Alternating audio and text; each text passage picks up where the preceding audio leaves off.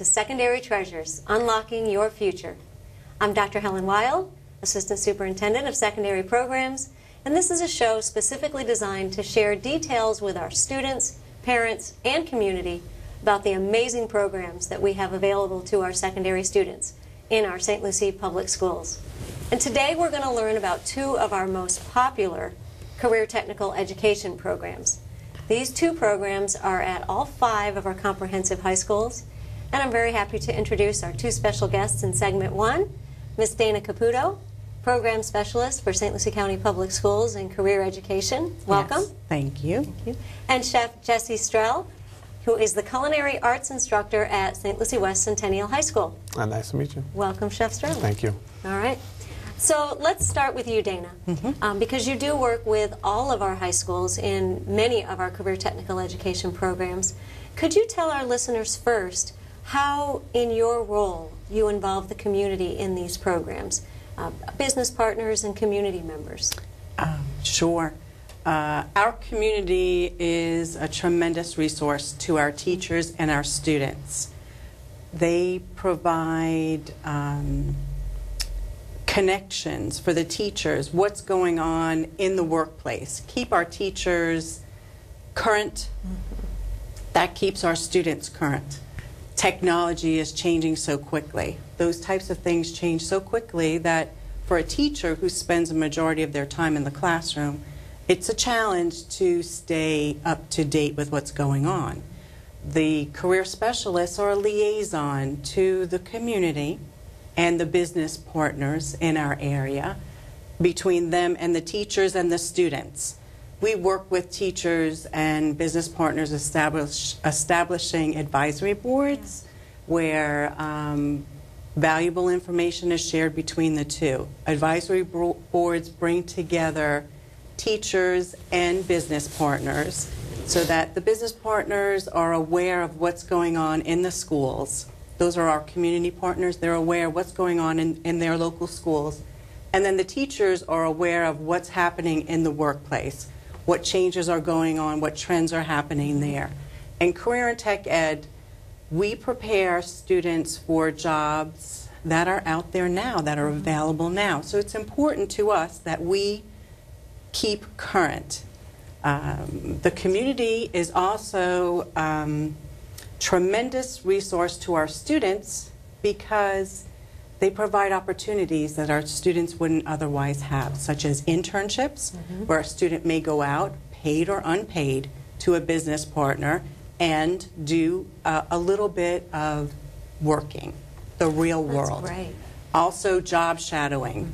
So that's an important role that we play, bringing the community into the classrooms. So if a business owner or an expert in any of our career fields is listening today, they could contact you for more information to get involved. Oh, definitely. Yes, yes. We have several advisory boards meeting all the time. We would welcome that.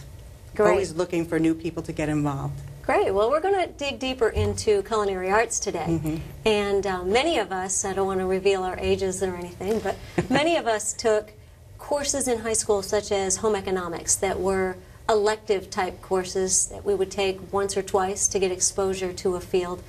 How is today's culinary arts program different from what some of us might think of when we think of career in culinary education in high school? It's very different. Culinary arts today, as you'll hear more from Jessie, it's career preparation. So the students are preparing for a career.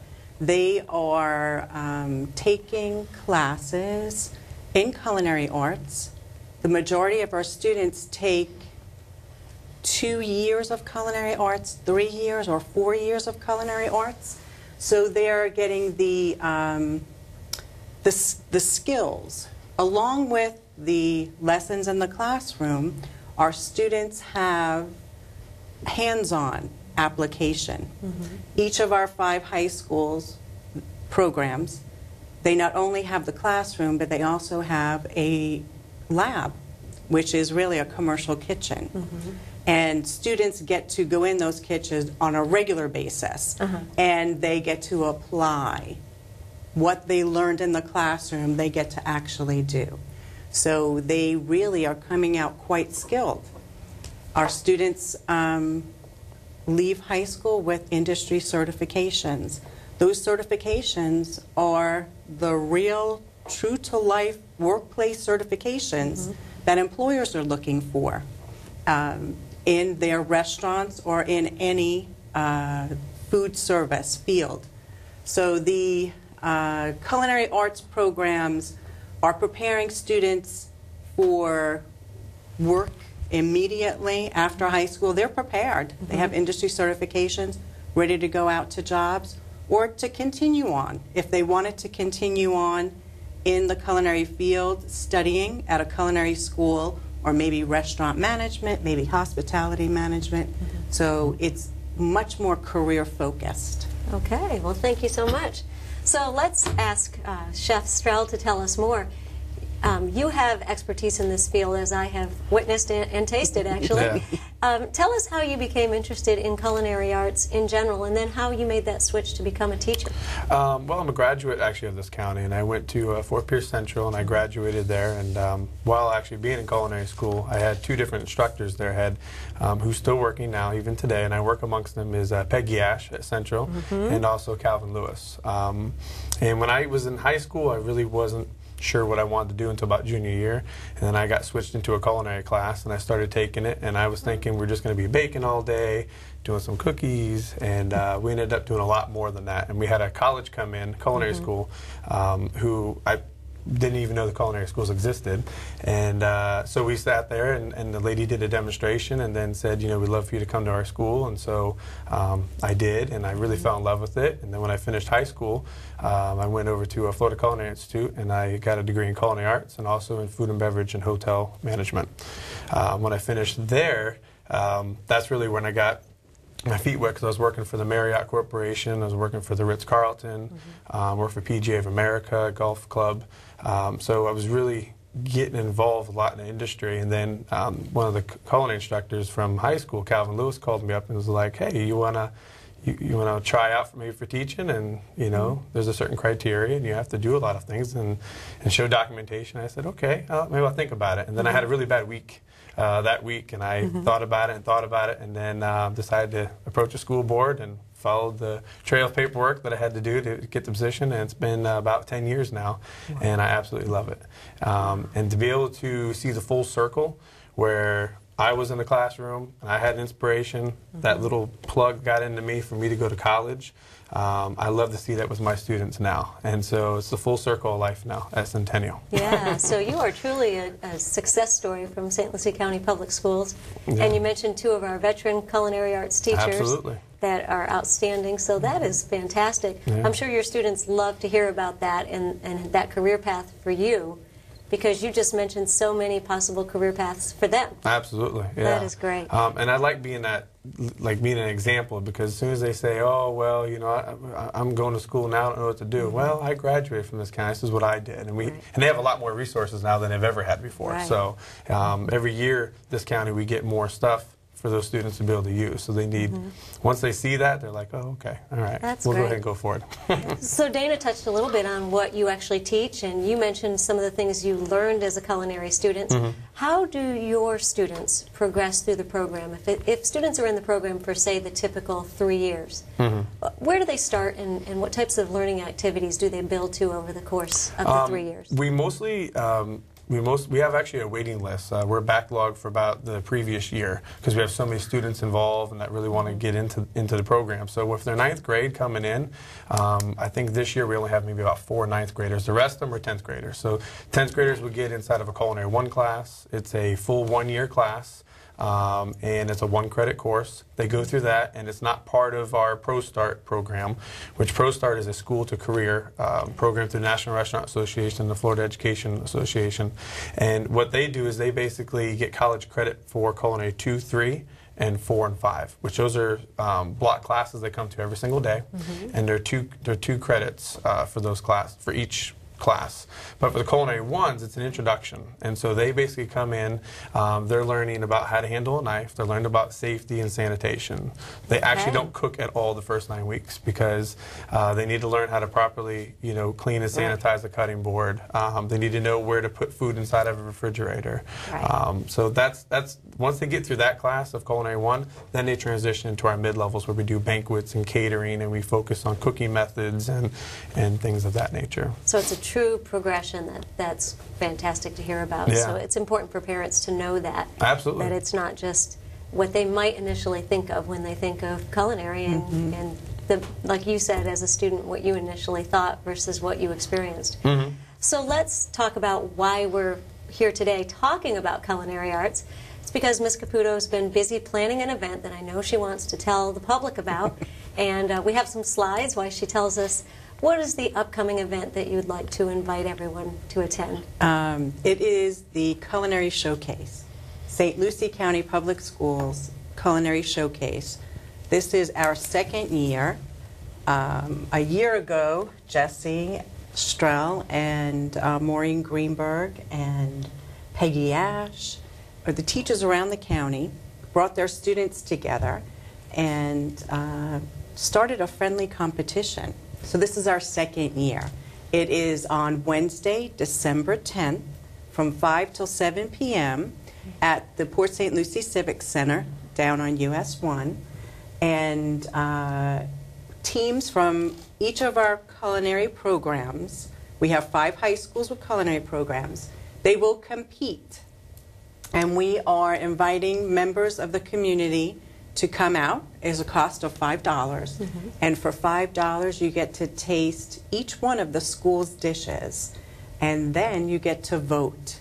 And you get to vote on your favorite. And this has become quite a competition. Last year, we are sitting right here next to me. Jesse, he and his students were the winners of the Chefs of Tomorrow trophy. So we have the other schools diligently preparing to compete against him and a new team of students for the winners of the Chefs of Tomorrow. I don't know if Jesse wants to add to that. Yes, I was going to say I attended last year. It was delicious, and your students did an outstanding job. All of the students did an outstanding job. Thank you. So I know we brought some pictures to share today because you are very proud of that accomplishment last year. Absolutely. While we're showing those, can you tell us about what it took to prepare your students for that competition? And I know you attend lots of competitions and so forth. So what does it take to prepare for that? To prepare for that, last year was the first time on a district level. So we did a lot of stuff through the actual school periods within our advanced culinary classes. And it's pretty much getting the kids to figure out what kind of foods do we want to serve that's going to hit all the masses. For example, if somebody has seafood allergy, you don't want to be necessarily serving something like that. So we first look at what food can everybody try, and then we also look at what type of cooking techniques we want to showcase, whether we want to saute, whether we want to fry, because whatever we're going to be cooking is going to be prepared fresh right there in front of the customer as part of the showcase itself. Once they develop their menu, then we practice for a couple days through school, and actually just as we get closer to the actual date of December 10th, that 8th and 9th, they'll be practicing after school, and we'll be working on that. We're also going to be doing some edible centerpiecing, carving, melon carving, and that we actually been practicing since about a week ago. So that takes a little bit more. We have to do, it's not really embedded into our curriculum. We only take mid-level students, culinary 2 and 3 students only, for this district-wide competition as like a build to our really big competition that's on a state level and national level, which is Pro Start curriculum, which is up in Orlando, and that happens at the end of February. And so that's our culinary 4 and 5 students that compete on that level. And you just described so many skills, problem solving and strategy, planning. Absolutely. As well as art. I saw the carvings, and they really are incredible. Absolutely. We encompass almost every core subject. We have science, you know, we're learning about the history, we're learning about culinary math, so it just keeps going. Right. And I know we're already out of time, but before we wrap up, I did hear about your partnership with Kaiser University. Can you tell us quickly about the garden that's happening and how that's connected to culinary arts? Absolutely. We teamed up with Kaiser University at the beginning of this school year. We started a conversation last year, and Dr. Lisa Griffith from Kaiser University, who's the Director of Dietetics and Nutrition, really was looking for a place to actually put a garden. They didn't have a place there at the university. And her two different groups of students were looking at, well, they were thinking it would be a really good idea to do some type of community garden where we could work with high school students and transition to the college. So we actually have one behind the classroom where we put up a 10 by 10. It's one phase of 4 phases with, we're growing winter squash and different types of herbs and beets and carrots for winter. And we actually are doing a banquet this evening that we're actually using some of the fresh herbs already for that particular banquet. So it's already up and running. And what's great about it, Kaiser actually is going to take care of it over the summertime when we don't have any school. So it's a blessing. That's fantastic. Another example of how we use our business partnerships and how they help us out. So that's fantastic. Absolutely. Thank you all for staying with us for segment 1 of Secondary Treasures. Please stay tuned as we get ready to talk about the medical program and our allied health programs at all of our high schools. Thank you.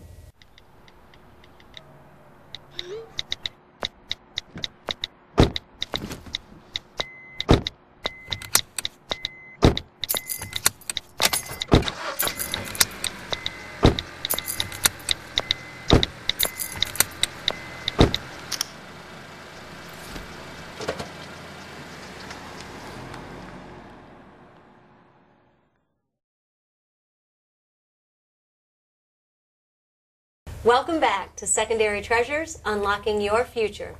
For segment 2, we're very pleased to have guests with us to share our Allied Health program, which is one of our most popular career technical education programs in all 5 of our comprehensive high schools. Allow me to introduce our guest, Liz Durkee, who is an Allied Health teacher at St. Lucie West Centennial High School. Lori Appleby, who is an Allied Health teacher at Treasure Coast High School. Welcome. Thank you. And again, joining us, Dana Caputo, Program Specialist for Careers for St. Lucie Public Schools. Yes, hey, Helen. Thank you all for joining us. Thank you. We're very excited to have you here because so many students are interested in the medical field, and people that are prepared to go into that field are so needed in St. Lucie County.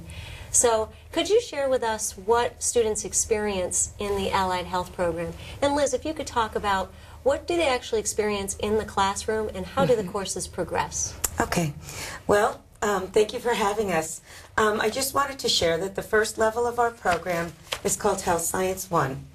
But in 2015, the course name will be changing to Health Science 1 Anatomy and Physiology. The change will make this class an equally rigorous science credit for our students. The students will study the structure and the function of the body systems, including diseases and health careers related to each system. The second level is currently called Health Science 2, but soon to be changed to Health Science Foundations. Students can expect to learn concepts and tasks of an entry-level healthcare worker. For example, they'll learn medical terminology, vital signs, CPR, body mechanics, legal ethical considerations, in addition to medical office procedures and health career exploration. The third level of our class is called Allied Health Assisting. At this level, students participate in a job shadowing experience at a variety of healthcare facilities. Beyond this level, the senior students may elect to take a CNA class, an EKG technician class, an emergency medical responder, which is abbreviated EMR class, and the learning that takes place varies from class to class. It could be lecture, it could be web-based learning, demonstration of skills, and cooperative learning projects. Oh, well, thank you, Liz. You shared a lot, and you certainly emphasized science while you were talking, so we know it's a very rigorous program. And you mentioned job shadowing. Lori, I've actually had the pleasure to work with both of you and seen the quality of your work. And Lori, I know you take your students out, as do all of the Allied Health teachers, for the job shadowing experiences. But what does that look like? What do the students experience? What do they learn? And where are they going? Okay. Well, our students go to a variety of different places, and it's something they do when they reach Allied Health 3, and they really look forward to that because that's when they get to wear their scrubs. So like Liz mentioned about the things they're learning in the classroom, one of the things is professionalism. So we have them dressed in their scrubs, and they're so excited to wear those.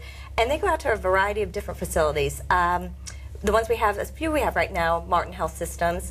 Our CNAs go out to Tiffany Hall and Life Care, and we have various doctors' offices. Everything they learn in the classroom, they get to see in real life. So it is job shadowing, and they can see exactly what they learned is what's really going on. And they get exposed to so many different careers. They can see anything from physical therapy, occupational therapy, speech therapy. So if they're not sure what they want to do, they may get an interest and want to look that up and see what that's all about. So it's not just being a doctor, which a lot of kids want to be, but they can see that there's other things out there also. For our CNAs, they actually get to do hands-on experience. In classroom, like Liz said, we do a lot of skills, and they actually go out into the facilities and get to do the hands-on care. Anything dealing with vital signs, to bathing, to changing a bed, helping with feeding, and then they will sit for their state examination when they complete the class. And the emergency medical responders also get to go out to the fire departments and get to ride on the rescue vehicles and get to experience firsthand what they do and to see exactly. So it blends our classroom and shows them that what they're learning is really going on in the real world. So what a practical and engaging curriculum you just described. How exciting for the students. And I know something that's very unique to career technical education teachers is that it is a requirement that you have years of practical experience in the field. And you are both certified teachers, but you're also both registered nurses, which is very impressive, and I know the students are aware of that, but I'm not sure if they realize how special that is. And we have that requirement because of the industry certifications that you've both mentioned, you touched on a little bit. But what are the industry certifications that are offered in St. Lucie Public Schools in terms of allied health? The industry certifications are fairly new to our district. I would say we've been doing them for 5 years now. What they are state or national tests where a passing score allows a student to demonstrate competency in that field. Most of the tests are computer-based, with the exception of CNA, where in addition to taking a computer test, they have to demonstrate skills. And that demonstration of skills is done in front of not one but two nurse examiners from the Board of Nursing, which is very challenging for a teenager. The value, though, of those industry certification tests is that it enables the student to work in that field while attending high school and then again through college. Students gain valuable work skills, and they also get a higher salary than many of their peers. Depending on that teacher's area of expertise, though, each of the comprehensive high schools offers a variety of courses that end in an industry certification test. We offer the following industry certifications. CNA, it's called CMAA, which stands for Certified Medical Administrative Assistant, EKG Tech, Home Health Aide, and Emergency Medical Responder, EMR. So in essence, a student can leave our programs and graduate high school with maybe 1 or 4 industry certifications. People are not aware of that. How would a student, let me rephrase, how would an adult who didn't have the opportunity to do that get those same certifications? Would they have to pay for them? Would they have to go to the college?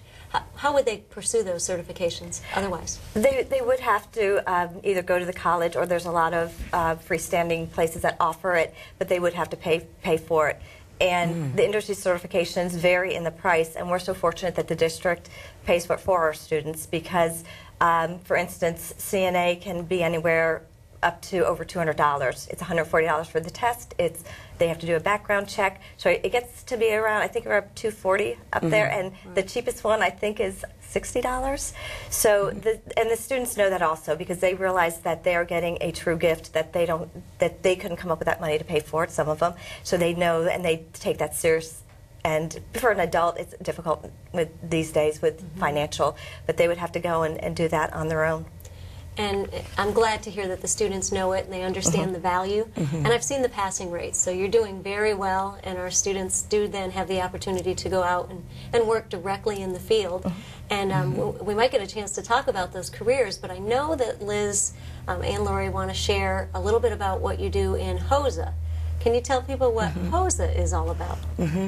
HOSA is our medical programs career and technical student organization, and we try to impress upon the kids that it's very important to align yourself with your professional organization. So as a student, HOSA, Future Health Professionals, is their organization. The kids have the opportunity to develop leadership skills, attend community service events and projects, but most importantly to us is that they get to participate in competitions. Those competitions are at the regional level against students from Indian River, Martin, St. Lucie, Okeechobee, and Palm Beach County students. They have the opportunity then to advance on to a state competition and then to a national competition. So it's an opportunity for that, just to see that there are so many like-minded students in the country who think just like them, and when they see each other, they really start to realize how important they are, and the benefits of joining a program like that. And I know your students have done very, very well in those HOSA competitions as well. I have recalled celebrating their accomplishments many times over the years. And Liz, if you don't mind, I recently attended a health fair that you did, and I was wondering if you could share a little bit about that, because I saw so many engaged students on that particular day, and as Dana was talking about in an earlier segment, a lot of our business partners came out. Can you tell us about that? Sure. I would say about 8 years ago I was approached by the county health nurse, and she said, we're dreaming up that we would like to have one of our high schools have a health fair. And we all know what an adult health fair looks like, but you have to realize that the teens have different issues that are important to them. So we sat and we planned with that very first class, and the kids and I did all the work to contact people, to make phone calls, to schedule for the tables and chairs, and get food for the vendors and things like that. Event planning skills. Exactly. And with that CMAA, Certified Medical Administrative Assistant, a lot of that is scheduling. So it's real life skills for them, and so and then the telephone skills, things like that. So we have about 40 vendors that now have come out every year, and now they call me and say, when is your event? So we have like children's medical services, and hospice will come out, and just many, many teen-oriented programs in our county. Nurses. So which is very why impressive, your programs and are so students. popular. Dana, as we wrap up here, can you share with people, they know about dual enrollment many times, they've heard about students getting college credit for their academic courses in the core subject areas. How does college credit work through articulation agreements for programs such as these? Okay. Well, you've heard from Liz and Lori the quality of their programs, the challenge that their students face and what they're learning. So in career and tech ed, the local colleges have recognized and evaluated the programs that the students have, the skills that they've learned, and through articulation they can earn college credit. So when they go to local colleges, they have credit waiting for them. So it's a partnership between CTE at St. Lucie County Schools and the community college, or also Kaiser University, Lincoln College, things like that. So the opportunity is there. Students have worked very hard in these programs, and the post-secondary institutions recognize that. So much value in these opportunities for our students. I want to thank you for tuning in, and once again I want to invite everyone to attend the second annual Culinary Arts Showcase and Competition at the St. Lucie Civic Center on December 10th at 5 p.m. You will not regret attending, and we also want to thank our sponsors for the event. We could not do it without you. Thank you once again, and I'd like to thank all my guests today.